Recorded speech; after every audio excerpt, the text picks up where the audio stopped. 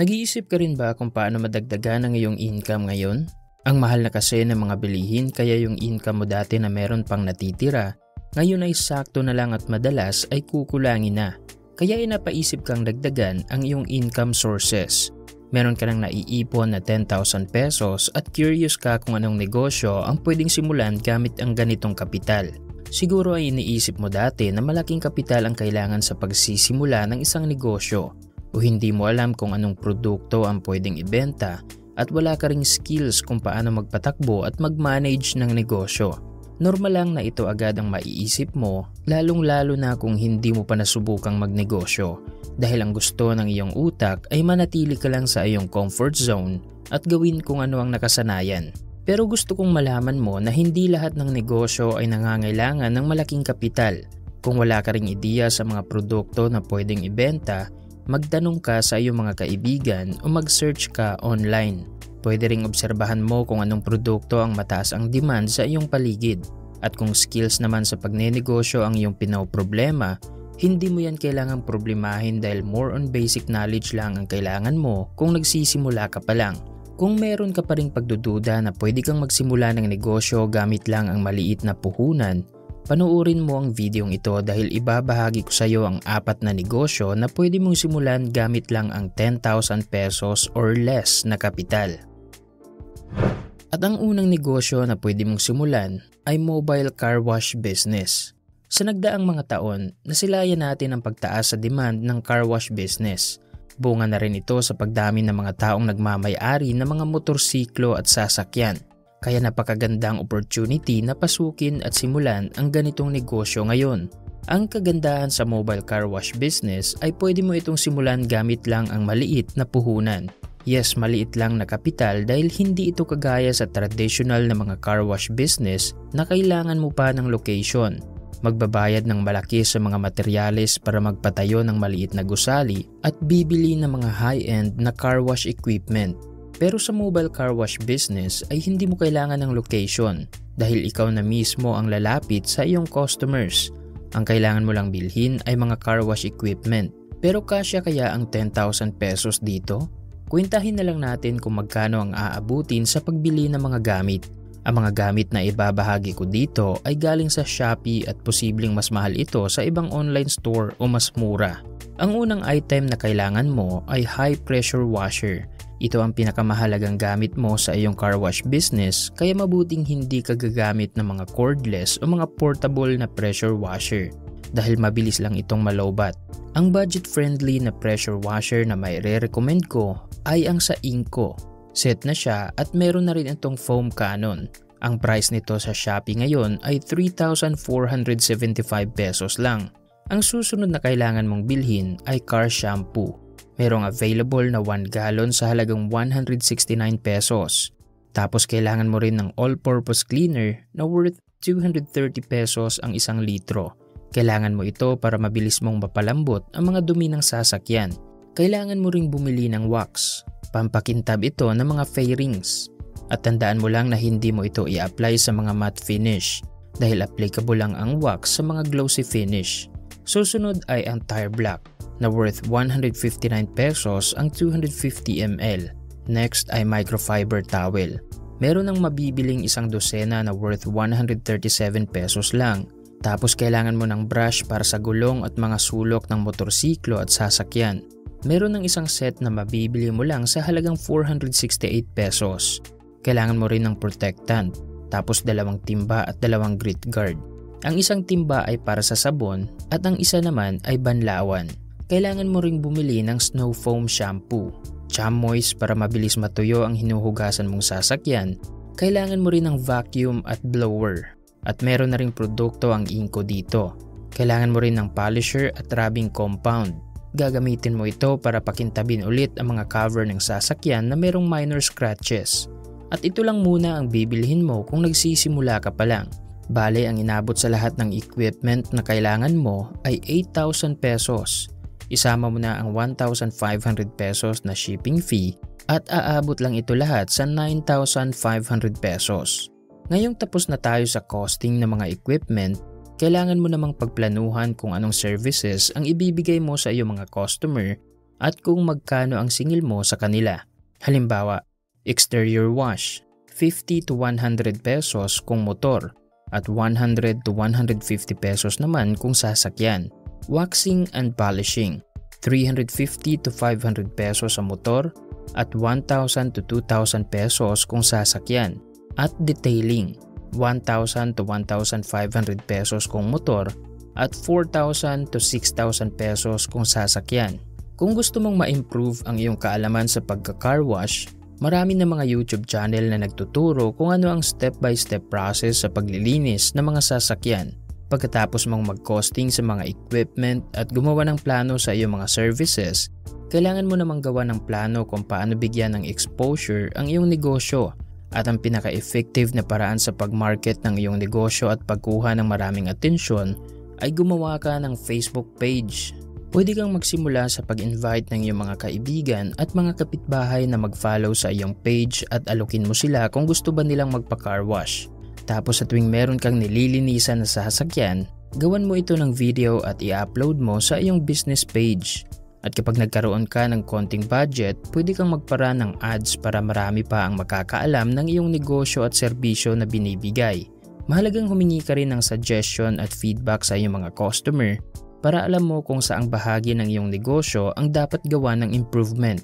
Mataas ang demand ng mobile car wash business at naniniwala akong patuloy pa itong tataas sa hinaharap dahil marami ng mga car at motorcycle owners na naghahanap ng convenience at gustong gamitin na lang ang kanilang oras sa ibang bagay. Ipagpatuloy mo lang na aralin ang mga bagay na dapat mong matutunan sa ganitong negosyo at maging committed ka rin sa iyong ginagawa para mabigyan mo ng satisfaction ang iyong mga customer. Business number 2. Online food business. Karamihan sa atin ay naboboard sa pagtatrabaho dahil hindi tayo passionate sa ating mga ginagawa. Nagtatrabaho na lang yung karamihan sa atin para lang kumita ng pera at hindi para mag-grow. Kaya napakahalagang i-monetize natin ang ating passion. Yung kumikita tayo ng pera and at the same time ginagawa natin ang mga bagay na masaya tayong gawin. Kung passion mo ang pagluluto at naghahanap ka ng side business, I highly suggest you na subukan mong magsimula ng online food business. Pwede kang magbenta ng mga ulam at desserts. Hindi mo kailangang itanong kung meron bang demand sa ganitong negosyo dahil lahat tayo ay kumakain araw-araw. Ang kailangan mo lang bigyan ng focus ay pasarapin ang iyong mga luto at i-market ito sa maraming tao. At pag-uusapan natin yan mamaya kung paano i-market ang iyong online food business. Maliit lang na kapital ang kailangan mo sa ganitong uri ng negosyo. Dahil hindi mo kailangan bumili ng mga mamahaling equipment at wala ka ring pwesto na rerentahan dahil sa bahay mo lang ito gagawin. Isa pang kagandahan dito ay pwede mo itong simulan agad. Kailangan mo lang gumawa ng business plan. Alamin mo kung anong ulam at desserts ang iyong ibebenta. Sino ang iyong target customers. Paano gawing espesyal o unique ang iyong mga paninda. Pwede mo itong idaan sa packaging o di naman kaya ay sa presyo ng iyong mga binibenta. At magkano ang isisingil mo sa delivery. Hindi na tayo magko-costing kung kaya ba ng kapital na 10,000 pesos dahil sigurado akong malaki na yan dahil ingredients lang naman ang bibilhin mo at mga food packaging boxes. Kung paano i-execute ang ganitong negosyo, kailangan mo lang ng social media account. Pwede mong gamitin ang iyong personal na Facebook account o di naman kaya ay gumawa ka ng Facebook page. Tapos mag-post ka lang ng mga picture at lagyan mo ito ng konting description. Kung ano yung ulam, kung magkano, anong ingredients ang nilagay mo dito at sabihin mo rin sa iyong mga customer kung paano mag-process ng order. Kahit mataas ang kompetisyon sa ganitong negosyo, madali mo pa rin itong masisimulan dahil maliit lang na kapital ang kailangan at parang nagluluto ka lang para sa iyong pamilya. Kaya kung mahilig kang magluto, subukan mo ito. Business number 3, piso printing business. Kung meron ka ng laptop at gusto mong magsimula ng maliit na negosyo, nababagay sa iyo ang piso printing business. Ang kagandahan sa ganitong uri ng negosyo ay kaya mo itong gawin kahit nasa bahay ka lang. Hindi ito komplikado, hindi rin time consuming at hindi nangangailangan ng malaking kapital. Ang demand sa serbisyong ito ay hindi nawawala, lalong-lalo na sa lugar na malapit lang sa eskwelahan dahil common projects ng mga estudyante ngayon ay more on research. At kailangan nila itong ipaprint. Meron din namang mga nag-a-apply ng trabaho na kailangang magpa-print ng kanilang mga resume at iba pang requirements. So kung gusto mong magkaroon ng extra income, pwede mong gamitin ang iyong laptop at magsimula ka ng peso printing business. 3 bagay lang ang kailangan mong idagdag para masimulan mo ito. Una ay printer. Meron akong nakita sa Shopee na wireless all-in-one printer ng Canon na worth 5,799 pesos lang. Pangalawa ay ink na mabibili mo lang sa halagang 384 to 409 pesos ang bawat 70 ml na bote. At pangatlo ay isang bundle ng bond paper na worth 175 to 205 pesos lang. Sa halagang 10,000 pesos na kapital ay kaya mo nang simulan ang ganitong negosyo. At business number 4, houseplant and herbs business. Kung matagal ka nang nag-aalaga ng mga indoor plants at herbs o isa ka sa mga naging plantito o plantita noong nagdaang pandemic, siguro ay ito na ang time para pagkakitaan mo ang iyong hobby. I-search mo kung anong pananim ang mataas ang benta para meron kang ideya sa demand ng mga tao. Kung tutuusin, ang pagsisimula ng ganitong negosyo ay parang libre na lang, lalong-lalo na kapag marami ka ng mga equipment at pananim. Dahil maaga kang nakapundar ng mga kailangan mo sa negosyong ito. At dahil marami ka na ring alam sa pag-aalaga ng iba't ibang uri ng halaman, hindi ka na mahihirapan kung paano magpalaki ng mga ito. Mga iilan sa popular na indoor plants at herbs dito sa ating bansa ay ang lucky bamboo plant, peace lily, money tree, rosemary, basil, oregano at mint. Siguro ay nakita mo rin na ang mga halamang ito ay common na binebenta sa mga malls. Kung balak mong pasukin ang ganitong negosyo, kailangan mo lang gumawa ng konting research. Alamin mo kung ano ang demand ng mga tao at magkano ang average price sa bawat halaman na gusto mong ibenta. Kung gusto mong mag-expand ng iyong kaalaman sa pagtatanim, mag-research ka rin at pag-aralan mo rin kung paano mag-package ng halaman para makarating ito ng fresh sa iyong mga customer. Pwede kang sumali sa mga Facebook group at doon ka magtanong at pwede rin naman sa YouTube.